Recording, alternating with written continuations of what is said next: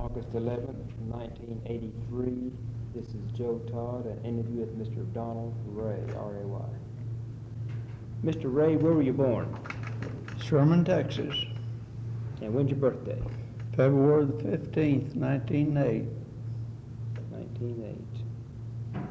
Who was your father? J.B. Ray. Was he from Texas? Yes, sir. No, well, he's from Tennessee. He come from Texas. Moved to Texas. Who was your mother? Katie Mae Wilson. Was she from Tennessee or Texas? No, she's from Texas. Texas. How long did you live in Sherman? Well, I believe it was 8 years. Now, that wasn't in Sherman. Sherman was the county seat. And we was on the farm out there. Mm-hmm. So your father was a farmer? Yes, sir. What kind of chores did you do in the farm? How's that? What kind of chores did you do in the farm as a child? Well, about the most chores I ever did on the farm was helping feed and taking care of cattle and hogs. Mm-hmm. That is about my biggest chores. Did you help butcher the hogs? Yes, sir. What time of year would you butcher? Well, it'd generally be in, I'd say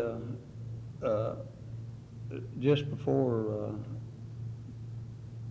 let's see, it'd be in October, November. I'd say November. It'd be the big butcher month. How did you cure your hams? Well, we cured them in salt and put them in a barrel, salt them down, and cured them in salt for a while, and then taken them out and smoked them. What kind of wood you smoke with? We'd smoke with the hickory. Hickory? Yep. Is that the best wood to smoke with? Well, I'd say yes. I'd say hickory is awful good wood to smoke with. Mm-hmm. You start to school in Sherman? Did you start to school in Sherman? No, sir. No, sir. I started school at Locke School.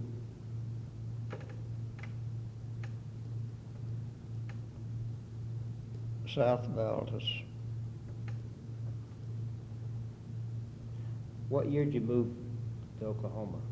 Let's see, we moved here in 1911, I guess it was. 1911. How come your folks came to Oklahoma? Well, my grandpa, he filed on a place here. And then Dad, later he came out here and he liked the country. So he decided that everything was so cheap and everything down in Texas, he decided we'd move to Oklahoma and try it for a while. So we moved here, and I see, Dad never did go back to Texas, and Mother. So in, let's see, it's 28, 29, I forget what year it was, I moved back to Texas on the farm, his mother's farm. How come you moved back? Well, she had a farm there, and she wanted me to move back down there. And I moved back down there in 1924, I guess it was. Do you remember the trip to Oklahoma from Texas? The trip from Oklahoma to Texas? No, from Texas Yes, I to do. Oklahoma. Tell me about the trip. Well, we came here in a covered wagon, and we had a buggy. My sister, she drove the buggy, and horse. And Dad and us kids, we rode in the wagon. We came here that year. We had 4 mules and 1 horse, I guess it was. And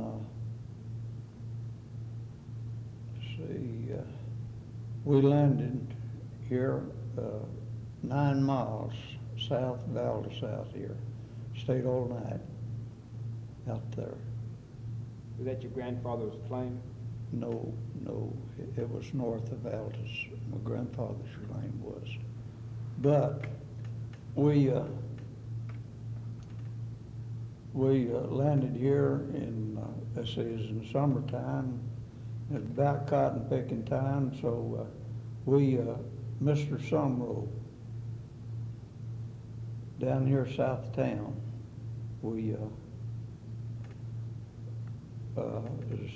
this is 9 south and 2 east, I guess it was. We picked cotton out there on his farm that summer. And then, let's see, Dad traded a team of mules for a farm. And I can't think of that guy's name he traded in mules to for a farm. And we farmed that year here. Now, but now this is different from 1924, what Yeah, I'm talking about yeah, now. right. This is the trip up to Oklahoma. Yeah. We landed 2.5 miles west of town out here, west town. And let's see, I believe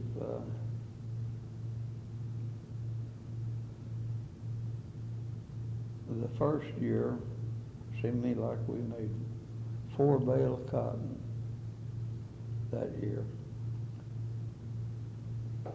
And then the second year was it was pretty dry. We didn't raise much cotton that year. So we did have some wheat, and we raised a little wheat that year. But cotton is later, and it didn't make too good. How about crossing the Red River? Crossing Red River, we come across Red River down here on Doan's Crossing. Any trouble getting across? No, sir, we didn't have any trouble getting across at that time, no.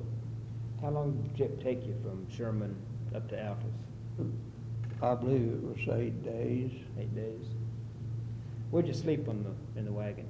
You sleep in the wagon, under the wagon? Well, the most of the time, we slept outside of the wagon. Mm-hmm. Because we had springs and bedding, and we'd put it on the ground and sleep on the outside. Us kids would. What about your meals? Sir? What about your meals? Meals, we'd cook our meals on outside, just make a fire and cook them, make our coffee and everything. What'd your meals consist of mainly on the road? Huh? What'd your meals consist of on the road? Well, mostly meat and well, Mom make biscuits, and she'd always have light bread made at, and some mornings we'd have biscuits, and other mornings we wouldn't. It just depend on however the Dad would want to get started. Yeah. Every morning. What brand of wagon did you have? We had a Peter Shedlin, old Peter Shedlin wagon. How many different brands were there?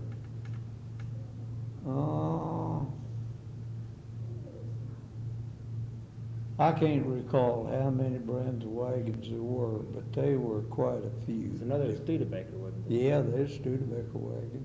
In fact, Dennis, we got a Studebaker wagon out there now, You do. out here in the museum, old Studebaker. Where was your wagon built? I don't know where it was built. I know where it was bought. Where'd you buy it? Bought it at Sherman. How much it cost? Dad give $100 for that wagon, and let's see, you give $100 for the wagon, and no, he didn't give $100 for the wagon. He gave $100 for the whole deal, and it had the bows and everything on it. He bought it new whenever we come to Oklahoma. Okay, does that include your single trees, or double trees? Yeah, everything. That's Okay. complete. Okay, so you just hook the horses up and go.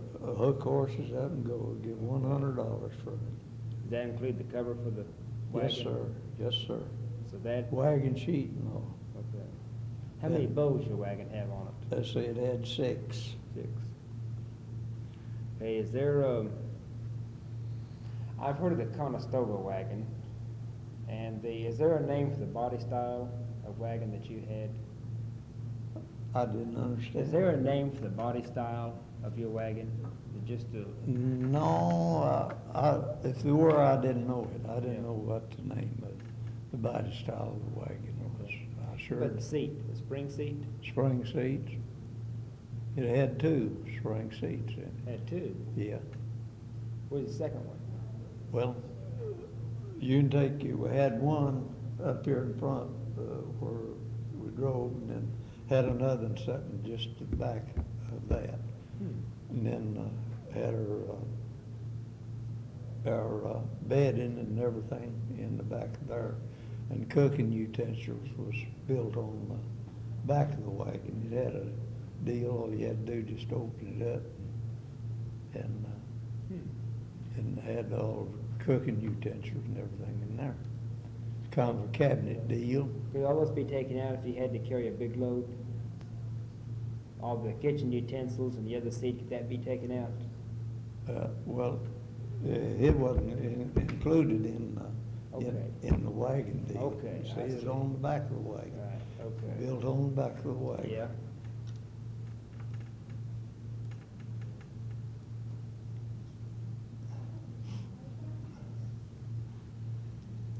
Okay. When you first came to Oklahoma, what kind of house do you live in? We lived in, first come here, we lived in his frame house, 2.5 miles west of town, out here in this little 4-room house when we first came here. How long did you live in that house? I'd say we lived in that house about 2 years, and then Dad, he added on to it. Okay. Did your dad stake a claim here, or? No, sir. My No. dad didn't stake no claim here. Okay. So, did he work on your grandfather's claim? No, Was he a sharecropper? no. My grandfather lived on his farm. Okay. What about your father then? Well, Did he my- just rent, did he just lease a farm? no, my father, he traded for a place to come here. Okay. It is ours. you Okay, see. it was yours, okay, okay. Yeah, and as far as renting, I don't guess we ever did rent but one place. And as Mr. Lyons out west town, we rented 40 acres off Yeah. of him. What'd your father trade for the farm? What did he? What did your father trade to get the farm? He traded 2 head of mules. 2 mules. Was it a good trade? Well, at that time, I couldn't say it was. But it worked out where it was a good trade. How much land is on the farm? 160. That wasn't too bad for a pair of mules. But that, you know, a lot of people couldn't, they wouldn't believe the thing, catch it now. Did that farm have a well on it? Yes, sir. How deep is it? It's 35 feet. Pitcher pump. Had to pump it with hand. Is that shallow for a well? Well, yes, I'd say it's shallow for a well. Yeah, I'd say it was. How long did you live on the farm? Well, let's see, we lived out there for, I'd say,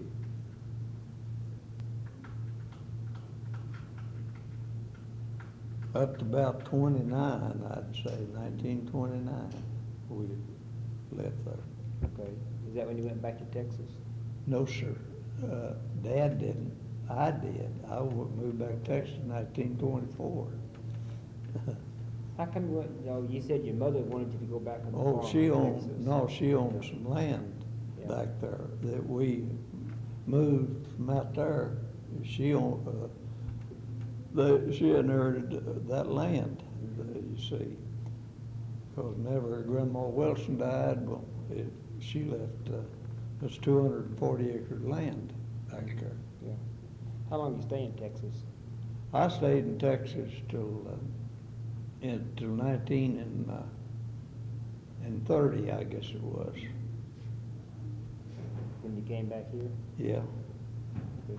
How come you came back to Oklahoma? I was about starved to death out there. No, see, mother, she was leasing her place. At the time, she wanted me to move back there and work it, and getting quite a bit of little money out of it at that time. Well, whenever I moved back there, well, we went in the cattle business. Dad and Mother loaned me money to buy cattle. All right, I got in debt to Mother and Dad to where, by Jimmy's, I couldn't make go of it. So we sold the cattle, and Dad, he came back and sent a truck out there and picked us up, brought us back to Oklahoma. So I come back. I went to work for Mr. Doan down in Chickasha Cotton Oil Mill. That's in Here in Altus. here in Altus. I worked 12 hours a day That's in the gym. at Chickasha Cotton Oil Mill. I'd go to work 6 in the evening and 6 off 6 in the morning, weighing cottonseed. And I worked for $1.12 a day. That was 1930. That was back in 1930. Okay, and And your job was weighing cottonseed? it was just weighing cottonseed at that time. Can you describe exactly how you did your job weighing cottonseed? What'd you do? Well, I'd go to work in the morning at 6 o'clock. We'd stay open 24 hours a day. I mean at night at 6 o'clock and off at 6 in the morning. Well, that summer they were bringing seed in all night long, you see. And fact business, we'd get more seed at night than we did in the daytime. Where's the seed coming from? Well, it's coming from the gins. Okay. So this mill then wasn't a cotton gin? The place that you worked? No, they didn't gin any cotton. Okay. All they did was process cottonseed, Okay. you know, Okay. and get meal and hulls and oil out of the cottonseed. How'd you process it? Well, they had a press there that they press the Well, first you take your lint off from your cottonseed, and then it'd go through a cooker, and then go to the press, you see, and then they'd press it and make cake. Then they'd take that cake and grind it into meal, or make pea cake out of it, or different kinds of cake, you see. What's a cake used for? Well, feed cattle. Feed cattle? Yeah. How much oil can you get out of cottonseed? Well, you can get quite a bit. I couldn't tell you just exactly how much, but I know we'd run better than 2 tank cars a day of oil out of the cottonseed in 24 hours. What's the main purpose what's the main use of cottonseed oil? Well, making cooking purpose. Cooking purposes? Yeah. Mm-hmm. Yeah. How many pounds of cottonseed would you run through the mill in a day, 24-hour period? Oh, I'd say in 24 hours it'd be about anywhere from, I'd say from 75 to 125 ton. That's a lot of seed. Yeah. At least that many. Mm-hmm. How many mills were there around Altus that was providing seed for you all? How many years? How many gens were around Altus? Let's see, there's 1, 2, 3, 4. I guess there's 5 gens here at Altus. Yeah. Okay. Who ran the mill where you worked? Who was the boss? Mr. Doan. Mr. Doan. That's right, you mentioned that, I'm sorry.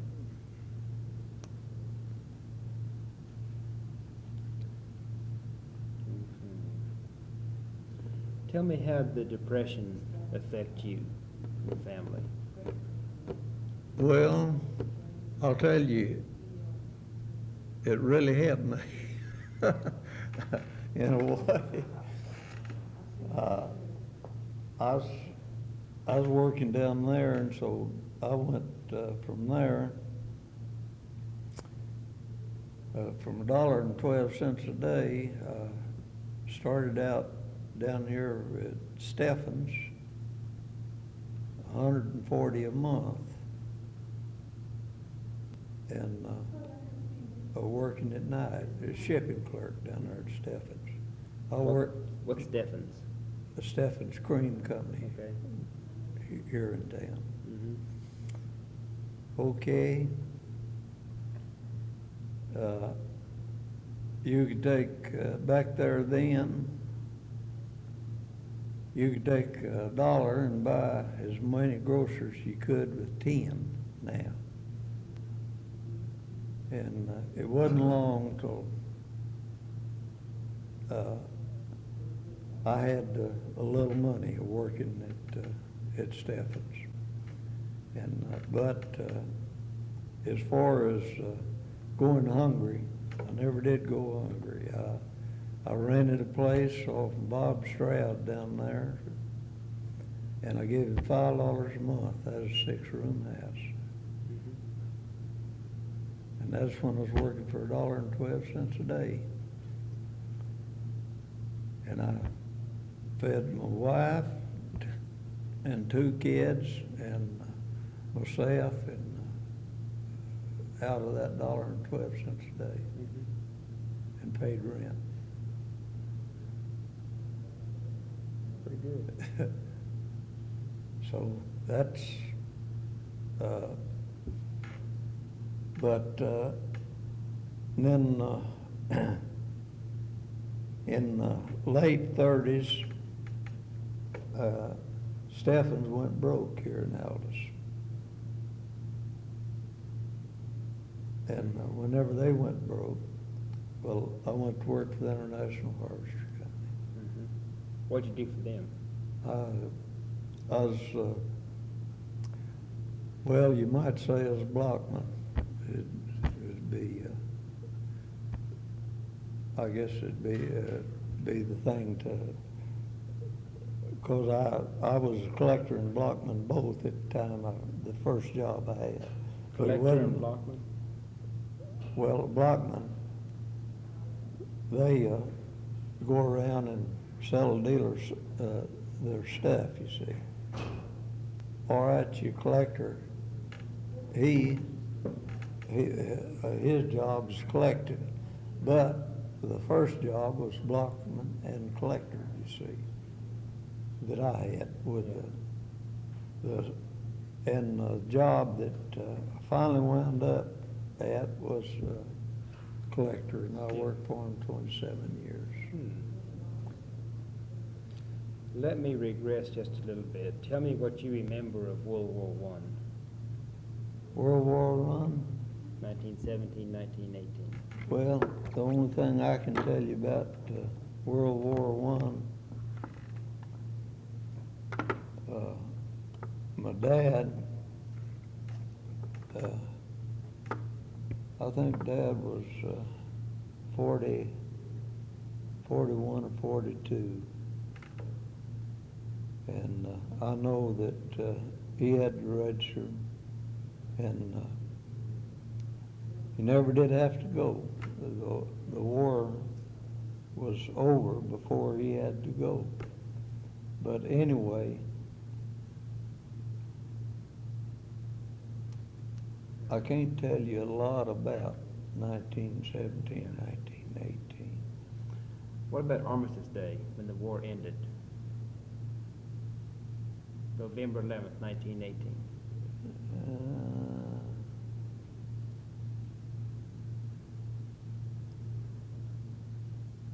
I can't remember very much about Armistice Day. I just can't do it. Okay. I can't remember a lot about it. Tell me about the dust storms. Well, you can take out here in West Texas, that is the farmers, they got in such bad shape they'd get up and leave their farms, tractors, and so we worked about, I guess about, I said in 30, 31, 32, I guess it was, that, I believe it's 32. We had to go out there and get those old 10, 20s and 22, 36. What are they? Tractors. Tractors, okay. And it'd be, half of them be covered up in sand. And you'd start out through the country down there, the sand had blowed and drifted, you could just drive over a fence from one farm to another, one farm to another. And we had, I don't know, tractors, we got out around Perryton, Sherman, and well, we got out west of Guyman out there, and Booker. Well, Booker wasn't no Booker at that time, but there's a town of Booker there now. It's just wide place and road. Anyway, that country, I've seen it where it'd be out and you couldn't see.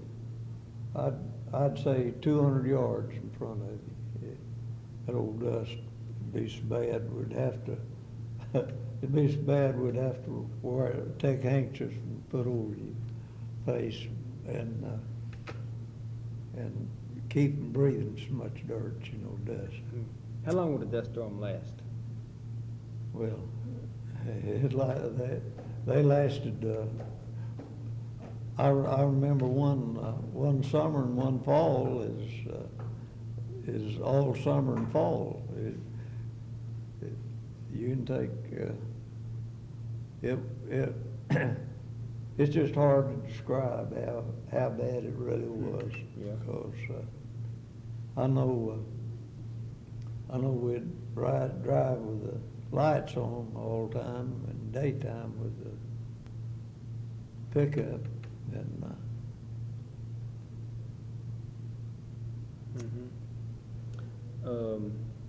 About the shelter belts. well, Whose idea was that? shelter belt, they built those shelter belts to stop the sand from blowing, and government, they furnished trees, and I said the government, state, or yeah, I guess it was the government.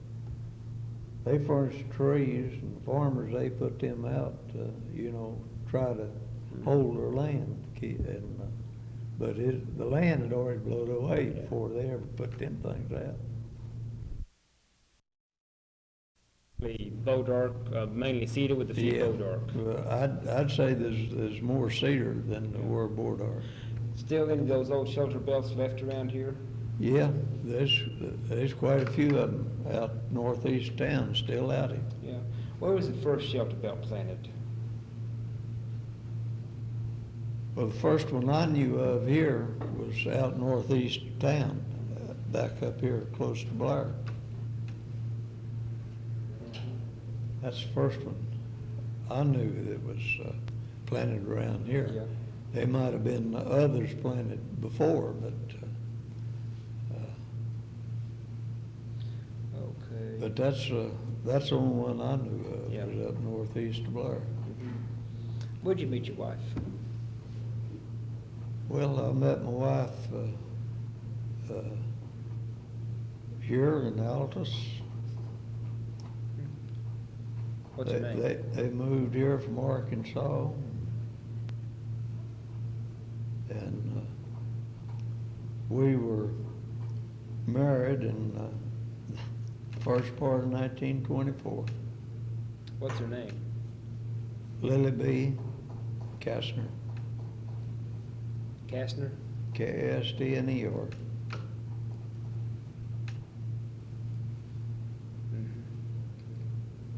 What was your first car? It's Ford.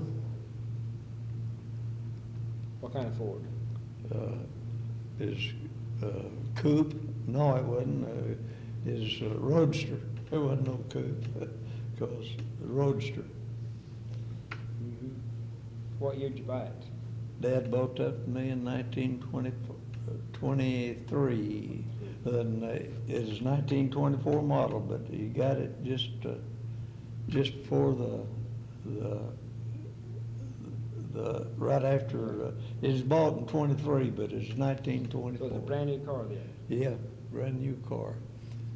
Bought it from, let's see, I forget that dealer's name now. Mr. Potts is who we bought it from, up Blair. There used to be a Ford dealer there at Blair.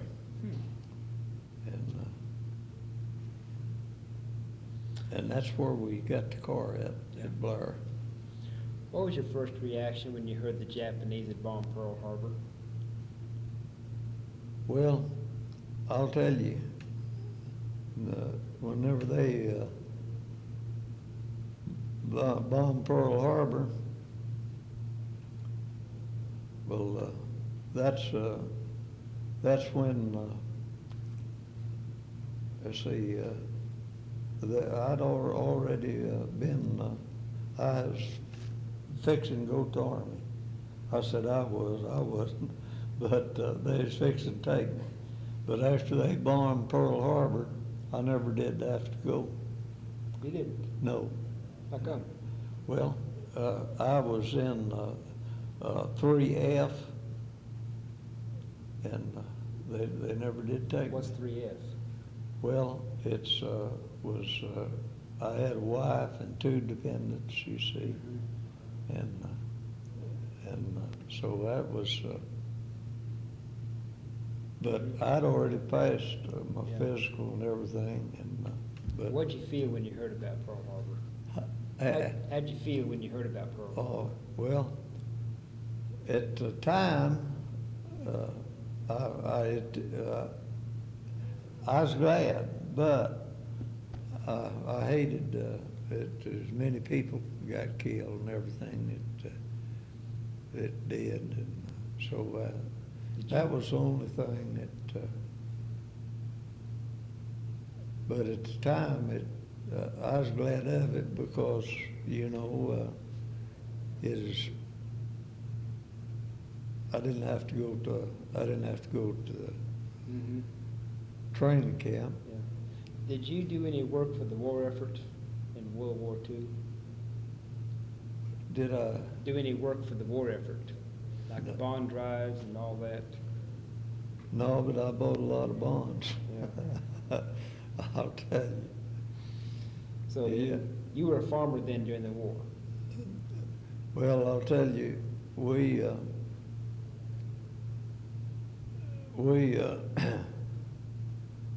they had to have bond drives and everything, and sold a lot of bonds. I know we'd go to, they'd auction those bonds off, and I know we generally always bought a few bonds. Mm-hmm. Okay. How many kids you have? Two. Two. How many grandkids? How many grandkids? Grandkids, let's see, I've got 3 and 2's 5. I've got 5 grandkids.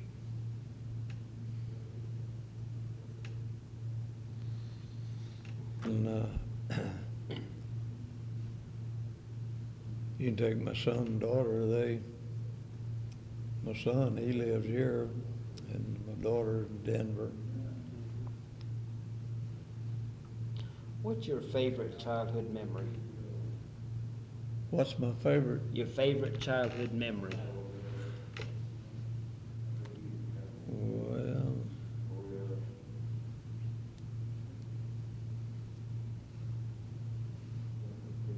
I don't get what you. Just your favorite memory of your childhood? Well, my favorite was my daughter when she was born. That's all I could do. Yeah. Okay. Because we were expecting her, and turned out the way we was expecting. So Mm-hmm. that's my favorite. That's good. Well, I think we have a good interview. Well, I wished I could help you more, but Oh, that's fine. That's fine. Let me see. I was going to ask, how did the farming techniques change from the Depression? Did the dust storms help change farming techniques? yes, sir. How did they change? I'll tell you how they changed. People, you can take before the dust storms. I'll tell you, we had a pretty good time. What I mean, money wasn't flushing, but everybody had a little money. And then after the 30s hit, and well, you might say 29, after then, well, the money, it faded away. And a farmer that went through the 30s, I'll tell you what, the majority of them has got money today. Mm-hmm. The ones that didn't go through the 30s got up and left. I ain't gonna say that they might be better off than the one that stayed, but I'll tell you, the people in this country, the old settlers now that went through the 30s is all in pretty good shape. Yeah. Did you use, is the depression and the dust storms what brought about like contour farming? Yeah.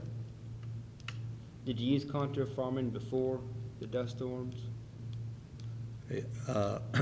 I farmed in 19 and 26 and 27 too, but I'll tell you, you can take in 1926, things went haywire, you know. How come they went haywire? Well, there's good crop made, but you couldn't get anything for what you'd make, you see.